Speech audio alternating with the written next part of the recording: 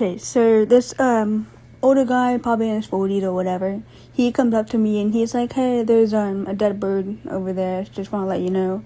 And I'm like, alright, okay. So I go and grab a paper towel to cover the bird.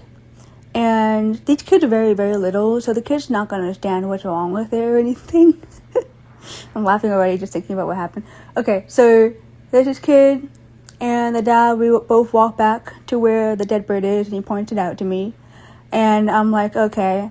And I cover it with the paper towel because we bag them, right? So we put them inside a bag and send them for autopsy or whatever in the freezer. So as I'm talking to the dad and his little kid, it's like, is the bird okay? Like, why is it laying there? And his dad says, oh, it's just asleep. It's just sleeping for a long time.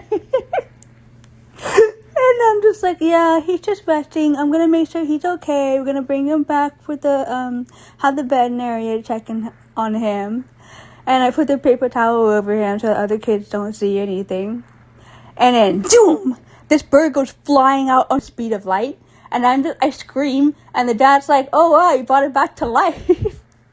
It turns out what had actually happened was it got spooked and it slammed headfirst into this pole that supports the middle of the aviary and knocked himself out.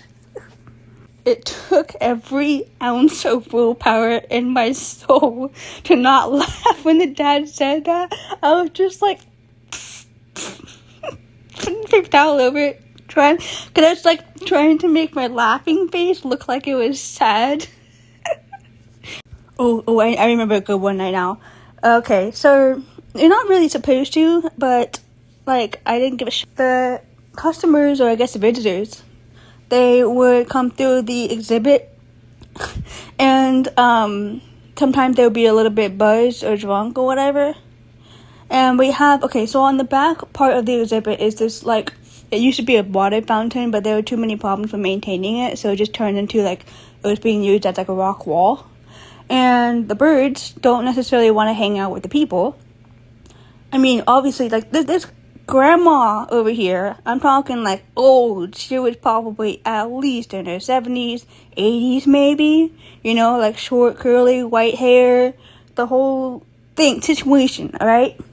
Grandma had a little bit too much to drink. And, oh my god.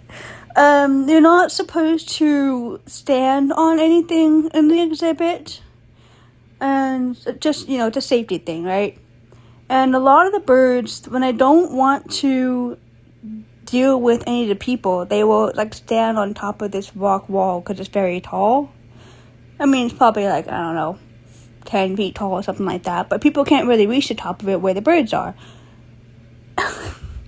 So I am doing my little spiel. I'm in the front of the exhibit, explaining the rules, explaining the exhibit.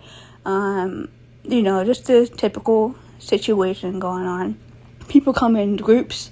So people come in groups naturally. And after I was done, I let them in. I turn around and I see Grandma over here climbing up the walls like freaking poltergeist. And I go a speed walk over there. I'm like, ma'am, you need to come down. You're not allowed to be up there. Please, ma'am. And she acted like she couldn't hear me. So I'm just like waving. I'm like, look over here. Lady, you can't be up there. Spider-Man. Man, that lady was more agile than I had ever been. I don't know what she was taking, but man, I wish I had that kind of agility at her wide old age. Girl was on a mission. I mean, can you blame them? Birds are pretty cool. I can see why they were a little bit obsessed. So besides that insanity, I do have a very heartwarming story as well that also came to mind. And I guess I will start with the sort of ridiculous one. So when I was... okay, let me explain a little bit. So there's this sort of like shed office area attached to the exhibit, right? And I go inside this office area to prepare food, to check on any birds that are in quarantine, just the basic stuff, right? And I had this weigh scale that I would use to measure how much food and like the quantities that I mixed together. And they were kind of stingy about like strictly following the amount that is, I guess, given or whatever. And I did my job. I put in the logs, I did my measurements and all that fun stuff. And my manager, a little while later, she's like, look, you're feeding the birds too much. You need to eat up on the food. They don't need that much food. So I'm like, alright, okay. Where was I? Oh yeah, so I'm measuring it, I'm making sure it's accurate, blah blah blah. You know, I just keep on feeding them. And my manager didn't believe me. Then she comes over and, like, while I'm in the office putting together stuff before we open the exhibit, and she doesn't say anything. So Miss Ma'am is over here behind me, like, quietly judging me, as she checks the weight scale to make sure that it's accurate. Doesn't say a word.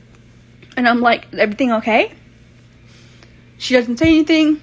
And just making sure that everything's working, making sure everything's right. Are you sure that you're doing 10 pounds for this amount of food, so and so? And I'm like, yep, exactly, to a T. Taking care of it. And she goes, okay. And then she just, like, kind of stomps off. She comes back and is like, I was a little bit too harsh towards you. It turned out the weight scale was broken. And I'm like, okay, cool, whatever.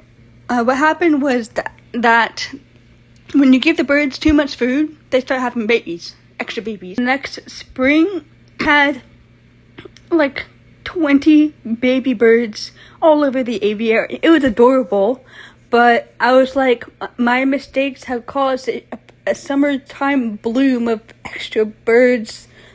The managers are gonna be so mad about this. When I was a zookeeper and I was doing my little spiel for an exhibit, same thing as always. And then I watch over the people who are visiting the exhibit. This lady comes up to me and she's like, hey, my son is over there. He's very, very shy, but I just wanted to tell you that he noticed you have hearing aids as well. And I'm like, oh, cool. And her son comes over and I see he has hearing aids just like mine. And he's like staring at me in awe. And I'm like, hey, how are you? What's up? And he's hiding behind his mom. It was so cute. And she's like, oh yeah, he told me that he was really happy when he saw that you wear hearing aids. And he was like, I want to be a zookeeper too. She has hearing aids like me. I'm going to be a zookeeper. If she can have hearing aids, then I can do it too, you know? And that was just so sweet. This story is more of a you had to have been there kind of moment, but I'll try and relay it in the best way I can. So throughout the exhibit, they have a bunch of bird nests for the birds to lay nests and hang out in. And there was a big storm that had rolled through and it flooded some of the nest boxes. So we had to go and clear them out because one or two of the nest boxes had been flooded, the nest died, and it was rotting. It was pretty gross. So I get the ladder, and my manager is going to help me discard, the stuff that's inside the boxes, because you couldn't take them off of the wall, or at least she didn't want to bother with that. So she's got the ladder propped up, and she goes up to start clearing out these disgusting boxes. I'm talking black muck, maggots, flies. The smell is horrendous. Just reeks of death. It's the nastiest thing.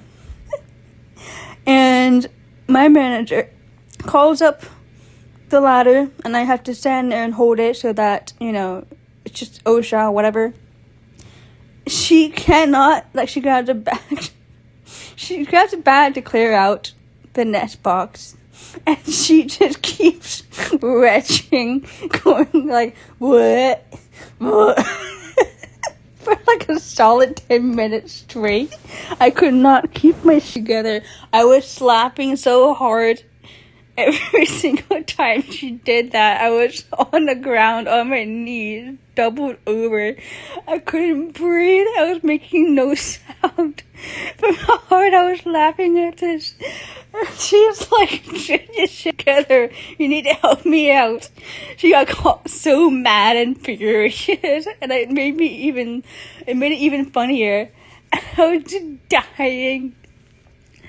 I don't know why she didn't just have me do it, because I have a stronger stomach for that stuff. But she wouldn't let me do it. And so I'm just like keeled over in tears while she goes, wait, above me on top of the ladder. I couldn't even see. My eyes were closed. And I just hear, wait.